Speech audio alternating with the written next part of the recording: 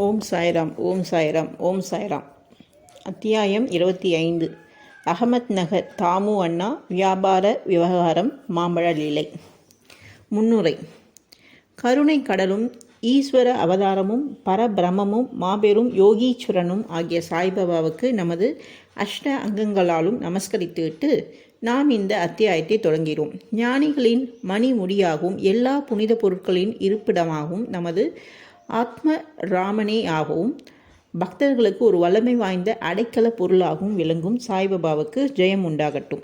வாழ்க்கையின் லட்சியம், குறிக்கோள் இவற்றை எய்தி அவர் முன் விழுந்து வணங்குகிறோம். சாய்பாபா எப்போதுமே கருணை நிறைந்தவராக இருக்கிறார். அவர் பால் முழு மனதாக பக்தியே நம்மை பொறுத்தவரை தேவைப்படுவதாகும். உறுதியான நம்பிக்கையும் பக்தியும் ஒரு பக்தன் பெறும்போது அவனது விருப்பங்கள் விரைவில் நிறைவேறுகின்றன. சாய்பாபாவின் வாழ்க்கையும் லீலைகளை எழுத வேண்டும் என்ற ஆர்வம் ஹேமத் பன் உள்ளத்தில் எழுந்தபோது அதை உடனே அவரை கொண்டு எழுதி முடிக்க செய்தார். குறிப்புகள், ஞாபகங்கள் இவைகளை வைத்துக்கொள்ள உத்தரவு கொடுக்கப்பட்ட போது ஹேமத் பன் உணர்வூட்ட பெற்றார். அவரது அறிவு வேலையை மேற்கொண்டு முடிப்பதற்கு வேண்டிய உறுதியும் தைரியமும் பெற்றது. இப்பணியை மேற்கொள்ள தாம் தகுதியுடையவர் அல்ல என்றும், ஆனால் பாபாவின் அருள் நிறைந்த ஆசீர்வாதங்களை மேற்கொண்ட பணியை சம்பூரணம் செய்வதற்கு அவரை ஊக்குவித்தது என்றும் அவர் கூறுகிறார். எனவே சத் சரிதம் என்ற இக்கிணற்றிலிருந்து அல்லது நீர்த்தேக்கத்திலிருந்து அல்லது சோமகான் கல்லிலிருந்து வைரம், சாயி லீலைகள் என்ற ரூபத்தில் அமிர்தம் ஊறி வருகிறது. படிப்போர் அதை மனமாற பருகுகிறார்கள். சாய்பாபாவின் மீது எந்த ஒரு பக்தனுக்கும் முழு மனமான பூர்ணமான பக்தி ஏற்படுகிறதோ அவனது கேடுகளும் அபாயங்களும் துடைக்கப்பட்டு அவனது நலம் பாபாவால் கவனிக்கப்படுகிறது. அஹ்மத் நகரை சார்ந்த, தற்போது பூனேவை சார்ந்த தாமோதர் சாவல்ராம் ராசினி காசார் என்ற தாமு அண்ணாவின் கதை மேற்கூறிய கருத்தினை விளக்கமாக கீழே தரப்படுகிறது. தாமு அண்ணா. அத்தியாயம் 6 ஷீரடியில் ஸ்ரீ ராமநவமி திருவிழா சம்பந்தமாக இவரை பற்றி முன்னமே கூறப்பட்டிருப்பதை வாசகர்கள் கவனித்திருப்பார்கள். ஏறக்குறைய 1895 ஸ்ரீ ராமநவமி உற்சவ கொண்டாட்டம் துவக்கப்பட்ட போது அவர் ஷீரடிக்கு சென்றார். அதிலிருந்து ஒவ்வொரு வருட விழாவின் போதும் அவர் அலங்கார கொடியையோ அல்லது பொம்மையுள்ள குச்சியையோ ஏற்பாடு செய்து வந்தார். அவ்விழாவுக்கு வரும் ஏழைகளுக்கு, பக்கிரிகளுக்கும் அவர் அன்னதானம் செய்தார். அவரது வியாபார ஊக பேரங்கள். முதலாவது பஞ்சு. தாமு அண்ணாவும் பம்பாய் நண்பன் ஒருவரும் கூட்டாக பஞ்சு பேர வியாபாரம் செய்ய வேண்டும் என்று, அது பல லட்சங்கள் லாபகமாக உணரும் என்று எழுதியிருந்தார். வியாபாரம் நன்றாயிருக்கிறது என்றும் எவ்வித அபாயமும் இல்லை என்றும் வாய்ப்பு தவறவிடப்படக்கூடாது என்றும் தரகர் எழுதியிருந்தார். தாமு அண்ணா மனதில் ஊசலாடி கொண்டிருந்தார். இந்த விவகாரத்தில் உடனே முடிவெடுக்க அவரால் முடியவில்லை. இதை பற்றி அவர் சிந்தித்தார். அவர் பாபாவின் பக்தர். எல்லா தகவல்களையும் கொடுத்து அவர் சாமாவுக்கு ஒரு கடிதம் எழுதினார். இது குறித்து பாபாவை கேட்டு அவரது உபதேசத்தை எழுதும்படி வேண்டிக் கொண்டார். அடுத்த நாள் கடிதம் சாமாவுக்கு கிடைத்தது. மத்தியானம் மசூதிக்கு வந்து அதை பாபாவின் முன் வைத்தார். சாமாவை விஷயம் என்னவென்று கேட்டு கடிதம் எதை பற்றியது வினவினார். சாமா, சில விஷயங்கள் பற்றி அகமத் நகரை சேர்ந்த தாமு அண்ணா தங்களை கேட்க விரும்புகிறார். பாபா, அவன் என்ன எழுதுகிறான், என்ன திட்டம் போடுகிறான்? கடவுள் கொடுத்ததை கொண்டு திருப்தி அடையாமல் ஆகாயத்தை பிடிக்க முயற்சி செய்வதாக தெரிகிறது. கடிதத்தை படி என்றார் பாபா. சாமா, தாங்கள் இப்போது கூறியதைத்தான் இக்கடிதம் கூறுகிறது. ஓ தேவா, நீங்கள் இங்கே அமைதியாகவும் அடக்கமாகவும் அமர்ந்து கொண்டு பக்தர்களை குழப்ப செய்து அவர்கள் அமைதியற்று தவிக்கும் போது சிலரை கடிதம் மூலமாகவும் சிலரை நேரடியாகவும் இங்கு இழுக்கிறீர்கள். கடிதத்தில் அடங்கியுள்ள விஷயம் தங்களுக்கு தெரியும் என்றால் பின் ஏன் என்னை படிக்கும்படி சொல்லி வற்புறுத்துகிறீர்கள்? பாபா, ஓ சாமா, தயவு செய்து அதை படி. சந்தர்ப்பவசமாக நான் ஏதாவது பேசுவேன், அதை யார் நம்புவார்கள்? பின் சாமா கடிதத்தை வாசித்தார். பாபா அதை கவனத்துடன் கேட்டு உணர்ச்சியுடன் கூறினார். சேட்டுக்கு, தாமு அண்ணாவுக்கு பைத்தியம் பிடித்துவிட்டது. அவனது வீட்டில் எதுவும் தேவை இருக்கவில்லை. இப்போது அவனுக்கு இருப்பதை கொண்டு அவன் திருப்தி அடைந்து லட்சங்களை பற்றி கவலைப்படாமல் இருக்கும்படி பதில் எழுது. தாமு அண்ணா அவளுடன் காத்திருந்த பதிலை சாமா அனுப்பினார். இதை படித்துவிட்டு ₹1,00,000 லாபகமாக பெறவிருந்த அவரின் ஆர்வமும் நம்பிக்கையும் தரைமட்டமானதை அவர் அறிந்தார்.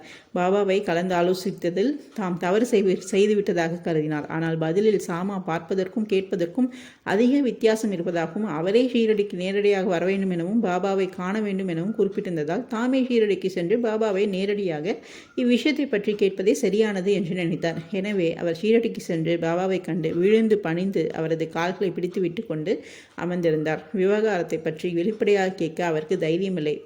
பாபாவுக்கு கொஞ்சம் பங்கு கொடுத்தால் நலமாயிருக்கும் என அவர் எண்ணினார். பாபா இந்த வியாபாரத்தில் தனக்கு உதவி செய்தால் அவருக்கு கொஞ்சம் பங்கையோ லாபத்தையோ அளிக்கலாம் என மனதில் நினைத்தார். தாமு அண்ணா தன் மனதில் ரகசியமாக சிந்தித்து கொண்டிருந்தார். ஆனால் பாபாவுக்கு எதுவுமே திரையிடப்பட்டிருக்கவில்லை. நடந்தது, நடப்பது, நடக்கப் போவது யாவும் அவருக்கு உள்ளங்கை நெல்லிக்கனி போல தெளிவாக இருந்தது. குழந்தை இனிப்பை விரும்புகிறது, ஆனால் தாய் அதற்கு கசப்பான மாத்திரை புகட்டுகிறாள். முன்னது அதன் தேக நிலைக்கு கேடு செய்கிறது, பின்னது நலப்படுத்துகிறது. சிசுவின் நலம் கருதியே தாய் கசப்பான மாத்திரையை அதற்கு சமாதானம் செய்து புகட்டுகிறாள். அன்பான தாயான பாபாவும் பக்தர்களின் நிகழ்கால எதிர்கால நன்மைகளை அறிந்தவரானால் தாமு அண்ணாவின் மனதில் இருப்பதை அறிந்து பாபு அம்மாதிரியான உலக விவகாரத்தை எல்லாம் லாப பங்கு நான் சிக்கிக்கொள்ள விரும்பவில்லை என்றார். பாபாவின் சம்மதமின்மை அறிந்த தாமு அந்த எண்ணத்தை கைவிட்டார். அடுத்ததாக தானிய வியாபாரம். பின் அவர் தானியம், அரிசி, கோதுமை, பலசரக்கு சாமான்கள் இவைகளை வியாபாரம் செய்யலாம் என நினைத்தார். பாபா அவரின் இந்த எண்ணத்தையும் படித்து ரூபாய்க்கு 5 சேர் என வாங்கி 7 சேர் என விற்பார் என கூறினார். எனவே இந்த வியாபாரமும் கைவிடப்பட்டது. தானிய விலையேற்றம் சில நாள் வரை இருந்தது.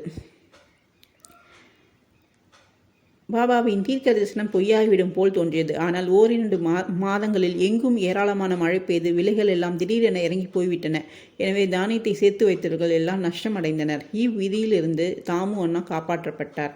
மற்றொரு வியாபாரியுடன் தரக நடத்திய பஞ்சு வியாபாரமும் பயங்கரமான நஷ்டம் அடைந்ததென கூற தேவையில்லை. பஞ்சு, தானியம் என்ற 2 வியாபாரங்களிலும் உள்ள பலத்த நஷ்டங்களில் இருந்து தன்னை காப்பாற்றியதை கண்ட தாமு அண்ணாவின் நம்பிக்கை பலமடைந்து அவரின் உண்மை பக்தராக இன்று வரை கூட இருந்து வருகிறார். அடுத்ததாக ஆம்ரா லீலா மாம்பழ அற்புதம். ஒரு முறை 300 நல்ல மாம்பழங்கள் கொண்ட ஒரு பார்சல் ஷீரடிக்கு வந்தது. அது கோவாவிலிருந்து ராலே என்ற மம்தாரால் பாபாவுக்காக சாமாவின் பேரில் அனுப்பப்பட்டிருந்தது. அது திறக்கப்பட்டதும் எல்லா மாம்பழங்களும் நன்றாக இருந்தன. அவைகளில் 4 மட்டுமே பாபா தமது கோலம்பாவில் வைத்துக்கொண்டு மீதியை சாமாவிடம் ஒப்படைத்தார். அந்த 4 பழமும் தாமு அண்ணாவுக்கு, அவைகள் இங்கேயே இருக்கட்டும் என்றார் பாபா. இந்த தாமு அண்ணாவுக்கு 3 மனைவிகள். முன்னரே சொல்லப்பட்ட அவருடைய வாக்குமூலத்தின்படி அவருக்கு 3 அல்ல 2 மனைவியர்தாம். அவருக்கு குழந்தை இல்லை. பல ஜோசியர்களை கலந்தும் தாமே ஜோதிடத்தை ஓரளவு கற்றும் ஒரு பாப கிரகம் தன் ஜாதகத்தில் புத்திரஸ்தானத்தில் இருப்பதால் தனக்கு குழந்தை பிறக்க வாய்ப்பில்லை என அறிந்து கொண்டார். ஆனால் பாபாவிடம் அவருக்கு பெரும் நம்பிக்கை உண்டு. மாம்பழம் வந்து சேர்ந்த 2 மனைவிக்கு பின்னால் பாபாவை வணங்க அவர் ஷீரடிக்கு சென்றபோது மற்றவர்கள் எல்லாம் அந்த மாம்பழத்துக்காக ஏங்கினார்களாயினும் அவர்கள் தம்முடையதே, யாரை சேர வேண்டுமோ அவர் அதை உண்டு மறிக்க வேண்டும் என பாபா கூறினார். இவ்வார்த்தைகளை முதலில் தாமு அண்ணா கேட்டபோது அதிர்ச்சி அடைந்தார். ஆனால் மகால் சாபதி அவைகளை விளக்கினார். சாவு என்பது தான் அகங்கார சாவு ஆகும். அது பாபாவின் திருவடியிலிருந்து நிகழ்வது ஒரு ஆசையே ஆகும். மனம் தெளிந்து தாம் மாம்பழத்தை வாங்கி சாப்பிடுவதாக தாமு கேட்டுக்கொண்டார். ஆனால் பாபா அவரிடம், நீயே தின்றுவிடாதே, உனது இளைய மணிக்கு இவைகளை கொடு. இந்த ஆம்ரா லீலா மாம்பழ அற்புதம் அவளுக்கு 4 மகன்களையும் 4 மகள்களையும் கொடுக்கும். காலப்போக்கில் பாபாவின் மொழிகளே உண்மையாயின, ஜோசியர்களுடையது அல்ல என்று அறியப்பட்டது. பாபாவின் கூற்றுக்களின் திறமும் பெருமையும் அவர் வாழ்நாளில் தான் நிரூபணமாயின்றதால் ஆச்சரியத்திலும் ஆச்சரியம். அவர் சமாதி அடைந்த பின்னும் அது மாதிரியே நிகழ்ந்தன. நான் இறந்துவிட்ட போதிலும் என்னை நம்புங்கள். எனது சமாதியில் உள்ள எலும்புகள் உங்களுக்கு நம்பிக்கையும் தைரியத்தையும் அளிக்கும். நான் மட்டுமல்ல, என்னிடம் முழு இதயத்தோடு சரணடைபவர்கள் எனது சமாதியும் பேசும் கூட செல்லும், தொடர்பு கொள்ளும். நான் உங்களிடமிருந்து இல்லை என்பதால் கவலை கொள்ளாதீர்கள். எனது எலும்புகள் உங்களது நலத்தை குறித்து பேசி விவாதிப்பதை கேட்பீர்கள். ஆனால் என்னையே எப்போதும் நினைவு கூறுங்கள். உள்ளம், உயிர் இவற்றால் என்னை நம்புங்கள். அப்போது தான் நீங்கள் மிகுந்த பலனை அடைவீர்கள் என்றார். பிரார்த்தனை. இவ்வத்தியாயத்தை ஹேமந்த் ஒரு வேண்டுதலுடன் இருக்கிறார். ஹோ சாயி சத்குருவே, பக்தர்களின் கற்பகத்தருவே, நாங்கள் வேண்டுகிறோம்.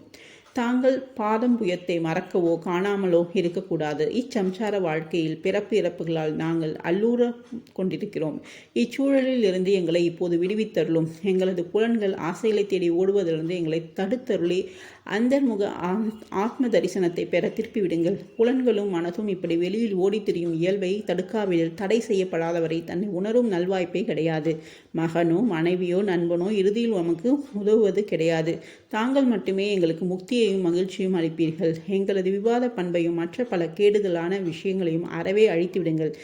தங்களது நாமத்தை உச்சரிப்பதில் எங்களது நாவுக்கு ஒரு பேராவல் ஏற்படட்டும். எங்களது நல்ல கெட்ட எண்ணங்களை எல்லாம் துரத்திவிட்டு எங்களது வீடு, உடல் இவைகளை பற்றிய உணர்வை மறக்கச் செய்து எங்களது தான் என்ற அகங்காரத்தை அழித்துவிடுங்கள். எப்போதும் தங்கள் நாமத்தை நினைவு கூர்ந்து மற்ற எல்லோரையும் மறந்துவிட செய்யுங்கள். எங்களது மனச்சலனங்களை அடக்கி அமைதி, சாந்தம் இவைகளை எங்களுக்கு அருளுங்கள்.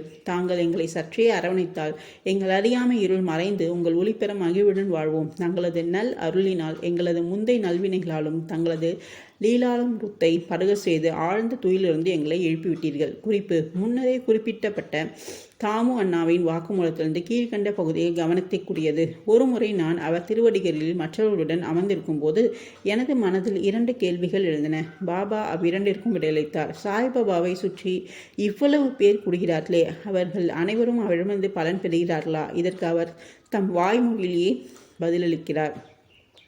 பூத்திருக்கும் போது அம்மரத்தை பார். எல்லா பூக்களுமே கனியாகிவிட்டால் அது எத்தகைய அற்புதமான அறுவடையாகும். ஆனால் அவ்வாறு ஆகிறதா? பெரும்பாலானவை மலர்களாகவோ கனியாகவோ கனியாத காய்களாகவோ காற்று ஆகியவற்றால் விழுந்து விடுகின்றன. மிகச்சிலரை மிஞ்சுகின்றன. 2வது கேள்வி என்னை பற்றியதாகும். பாபா இறக்க நேரிட்டால் எத்தகைய நம்பிக்கையற்ற நிலையில் நான் நிலைக்குலைவேன்? அப்போது நான் எங்கனம் வாழ்வேன்? இதற்கு பாபா, நான் அவரை நினைக்கும் போதெல்லாம் எப்போதும் எங்கும் என்னுடன் இருப்பதாக பதில் கூறினார். இந்த வாக்குறுதியை அவர் 1918ஆம் ஆண்டுக்கு முன்னரும் அதற்கு பின்னரும் காப்பாற்றி கொண்டிருக்கிறார். அவர் இன்னும் என்னுடன் இருக்கிறார், இன்னும் எனக்கு வழிகாட்டுகிறார். இது 1910 முதல் 11இல் எனது சகோதரர்கள் என்னை விட்டு பாகம் பிரிந்து போய் எனது சகோதரி இறந்து ஒரு திருட்டு நடந்து போலீஸ் விசாரணை முதலியவர்களால் நான் மடைமுடைந்து இருந்த சமயம். எனது சகோதரி இறந்தபோது என் மனம் மிகவும் கலக்கமுற்றது. எனது வாழ்க்கைக்கோ இன்பங்களுக்கோ நான் கவலைப்படவில்லை. பாபாவிடம் நான் சென்றபோது தமது உபதேசத்தால் என்னை அவர் சாந்தமாக்கினார். அப்பா குல்கர்ணியின் வீட்டில் ஒரு பூரண போலி சாப்பிட செய்து சந்தனம் பூச செய்தார். எனது வீட்டில் ஒரு திருட்டு நடந்தது. எனது 30 வருட நண்பன் என் மனைவியின் வைரப்பெட்டியை அதிலிருந்த ஒரு புனித மூக்கு வளையத்துடன் திருடிவிட்டான். பாபாவின் புகைப்படத்தின் முன் நான் அழுதேன். மறுநாள் அப்பெட்டியுடன் அவன் திரும்பி வந்து மன்னிக்க வேண்டினான். ஸ்ரீ சாயியை பணிக. அனைவருக்கும் சாந்தி நிலவட்டும். ஓம் சாய்ராம், ஓம் சாய்ராம், ஓம் சாய்ராம். அடுத்த அத்தியாயத்தில் சந்திப்போம். நன்றி.